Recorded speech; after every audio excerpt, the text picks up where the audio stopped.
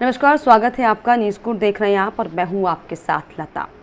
और आज जिन दो सीटों पर बीजेपी को करारी हार का सामना करना पड़ा है इस उपचुनाव में, जो हाल ही में 10 जुलाई को हुए, जिसके नतीजे अभी हाल ही में शनिवार को आए, जिसको लेकर जो है साफ तौर पर अब बीजेपी चिंतित हो गई है। इन दो सीटों पर जिक्र करेंगे कि आखिर वो कौन से कारण थे जिसकी वजह से बीजेपी को यहाँ पर हार का सामना करना पड़ा। क्योंकि जिस तरीके से अभी हाल ही में हमने लोकसभा चुनाव देखे, लोकसभा चुनाव में कैसे बीजेपी को जो है प्रचंड जीत हासिल हुई, ये हम सब ने देखा। कैसे पांचों की पांचों सीटें बीजेपी के खाते में आई। उसके बाद बीजेपी पूरी तरीके से कॉन्फिडेंस और आश्वस्त दिखाई पड़ रही थी कि अब जो भी आगामी, चाहे वो उपचुनाव हो, चाहे वो निकाय चुनाव हो, प्रदेश में होंगे, उसमें जाहिर तौर पर बीजेपी की जीत होगी। लेकिन जिस तरीके से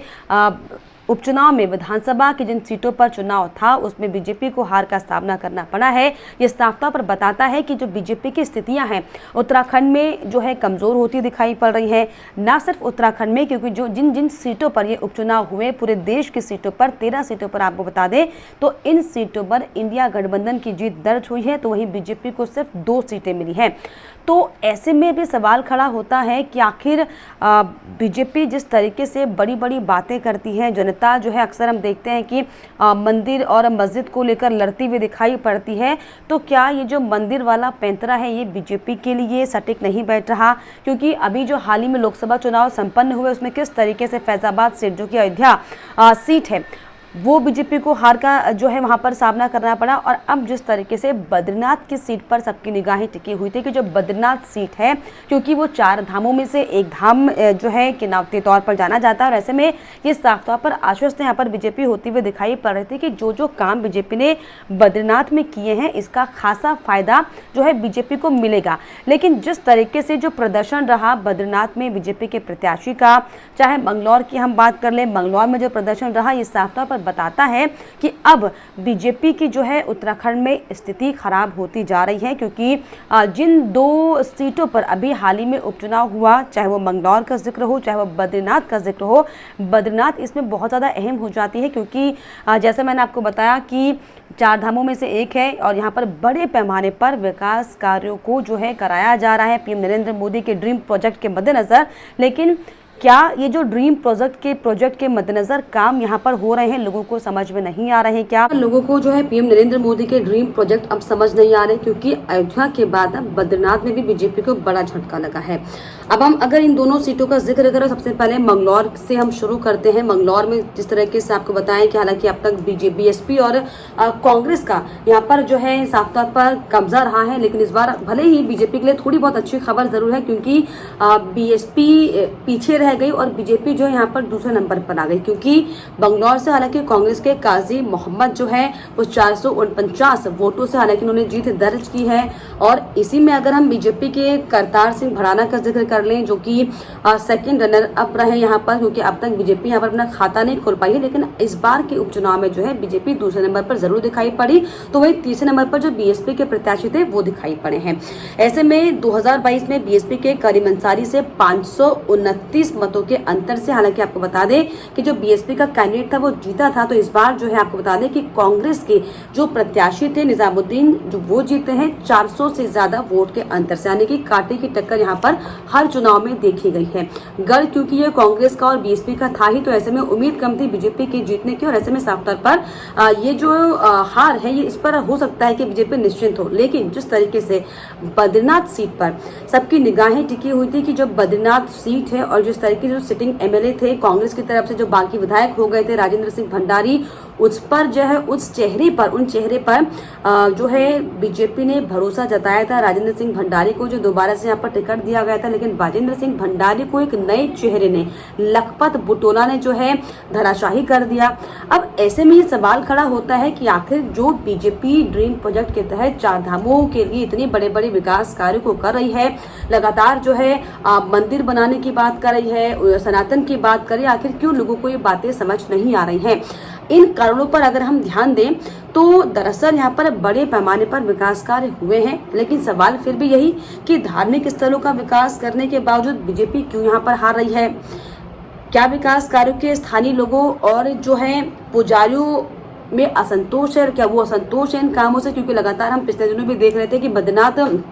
के आसपास जो क्षेत्र के जो इलाके हैं वहां पर जो पुरोहित हैं, जो स्थानीय लोग हैं, वो लगातार प्रदर्शन कर रहे थे कि जो विकास काम किया जा रहा है इससे जो है उनकी जो आम जनजीवन है प्रभावित हो रहा है और उनके जो जीवन को है खतरा बढ़ रहा है। और इसी को लेकर कुछ महीने पहले बद्रीनाथ में स्थानीयों और पुजारियों ने विरोध भी किया था, जिसमें पांडा समुदाय भी इसमें शामिल था। इसके अलावा देखिए, प्रदर्शनकारियों का साफ तौर पर जो है ये कहना था, तमाम तरह की मांगे थी कि यहाँ पर जो विकास कार्य हो रहा है ड्रीम प्रोजेक्ट के नाम पर, इसको लेकर जो है स्थानीय स्तर पर कोई स्टडी नहीं की गई, लोगों से कोई बातचीत नहीं की गई, लेकिन सिर्फ वाहवाही लपेटने के लिए जो है ड्रीम प्रोजेक्ट के तहत बड़े बड़े टनल यहाँ पर खोदे जा रहे हैं, जिससे आसपास की जो जमीनें हैं वो हिल रही हैं, जो लोगों के घर हैं वो वहां पर कमजोर हो रहे हैं। इसके अलावा लोगों का ये भी कहना है कि प्रदर्शनकारियों ने दरअसल हंगामा किया था कि वीआईपी दर्शन की जो सुविधा से है इसे खत्म किया जाए, क्योंकि इससे जो आम दर्शनार्थी हैं उन्हें परेशानियों का सामना करना पड़ रहा है। लोगों की मांग थी कि जो पहले जिस तरीके से दर्शन की सुविधा थी वही कर देनी चाहिए। इसके अलावा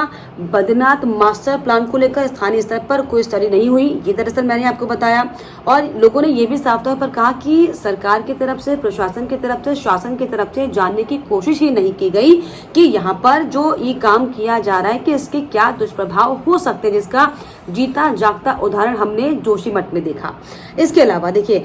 क्योंकि अलकनंदा नदी वहीं से बहती है, तो ऐसे में लोगों का ये भी कहना है कि पहले जो है अलकनंदा में बाढ़ कभी नहीं देखी गई, क्योंकि अब जिस तरीके से विकास कार्य को किया जा रहा है ये दरअसल बड़ा खतरा है, क्योंकि बद्रीनाथ का पूरा अस्तित्व शिलाओं पर टिका हुआ है। और जिस तरीके से अब शिलाओं को हटाकर जो है आधुनिक दीवारों को बनाने का काम किया जा रहा है, लोगों का साफ तौर पर ये कहना है कि आने वाले समय में क्योंकि और ज्यादा चीजें बढ़ेंगी तो दिक्कतें भी बढ़ेंगी, और ऐसे में ये जो आधुनिक दीवारें हैं शिलाओं की जगह नहीं ले पाएंगे, और इन शिलाओं को रिवर फ्रंट डेवलपमेंट के नाम पर जो हटाया जा रहा है, इसकी जगह पर जो आरसीसी दीवारें बनाई जा रही हैं, इसको लेकर भी लोगों में खासा नाराजगी है। लोग साफ तौर पर ये कहते हुए दिखाई पड़ रहे हैं कि अगर भविष्य में इसका नदी का जलस्तर बढ़ता है तो इस तरह की जो शिलाओं को हटाया जा रहा है, ऐसे में दिक्कतें बढ़ सकती हैं,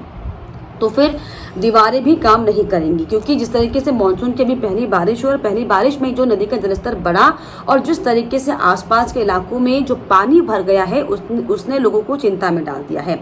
और ये भी साफ तौर पर कहा जा रहा है कि जो पूरा मलबा है यहाँ पर नदी के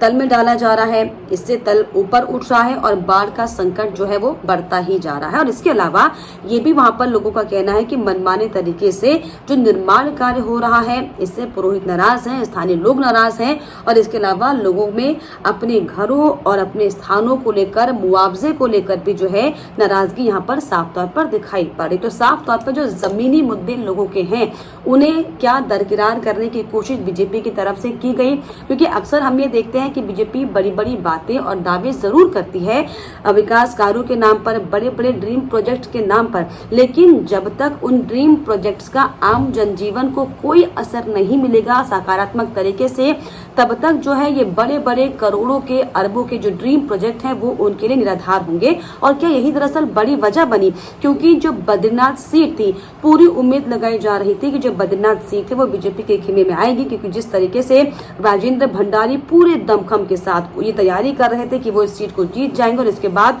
कैबिनेट में जो विस्तार की बात चल रही है उसमें उनको तरजीह मिलेगी। लेकिन क्या उनका ये लालच उनको ले डूबा? क्या बीजेपी की जो तरकीबें थी वो वहां पर काम नहीं आई? क्या बीजेपी के जिन बड़े बड़े नेताओं को बद्रीनाथ और मंगलौर सीट जिताने की जिम्मेदारी दी गई थी, क्या उन नेताओं ने अपने पैर पीछे कर लिए? क्या उनकी वजह से ये बड़ा कारण रहा कि प्रदेश में आप सोचिए कि सत्ताधारी पार्टी को जो है सीटों को गंवाना पड़ा? और ये दरअसल सिर्फ उपचुनाव की बात नहीं है। अगर हम 5 सीटों की बात करें लोकसभा के, तो लोकसभा की जिन 5 सीटों पर हालांकि बीजेपी ने जीत दर्ज की है, इस बार जो जीत का आंकड़ा है वो भी बीजेपी के लिए बहुत ही कम मार्जिन में देखा गया। पिछले चुनाव के मुताबिक जो इस चुनाव में बीजेपी को कम वोट प्रतिशत मिला है, तो ऐसे में अब सवाल ये खड़ा होता है कि क्या बीजेपी का अब धीरे धीरे पतन होना शुरू हो चुका है? क्योंकि जिस तरीके से जो आंकड़े बता रहे हैं, जो फैक्ट बता रहे हैं और जिस तरीके से जो चुनाव के नतीजे सामने आ रहे हैं, ऐसे में अब ये कहना भी दिलचस्प होगा, लाजमी होगा ये कहना कि अब जो केदारनाथ सीट खाली हुई है, कि अब जो है केदारनाथ सीट पर भी उपचुनाव होना है। जो शैला रानी बीजेपी की विधायक थी, उनका निधन हो गया, अब उस सीट पर भी उपचुनाव होना है। तो ऐसे में क्या जो पुरोहित समाज नाराज है, जो आम जनता पहाड़ों की नाराज है, क्या इसका असर केदारनाथ सीट पर भी देखने को मिल सकता है, ये हमें कमेंट करके आप जरूर बताइए। और आप जरूर बताइए कि मंगलौर और बद्रीनाथ सीट पर जो पूरे समीकरण दिखाई दिए, पूरी कोशिश हो रही थी कि बीजेपी के खेमे में ये सीट आएंगी, लेकिन तमाम जो है कई बड़े मुख्य कारण रहे जिनकी वजह से बीजेपी को यहाँ पर हार का सामना करना पड़ा। इसको लेकर आपकी क्या राय है हमें कमेंट बॉक्स में जरूर लिखिएगा। और इसके अलावा हमारे चैनल को लाइक, शेयर एंड सब्सक्राइब करना भी ना भूलें।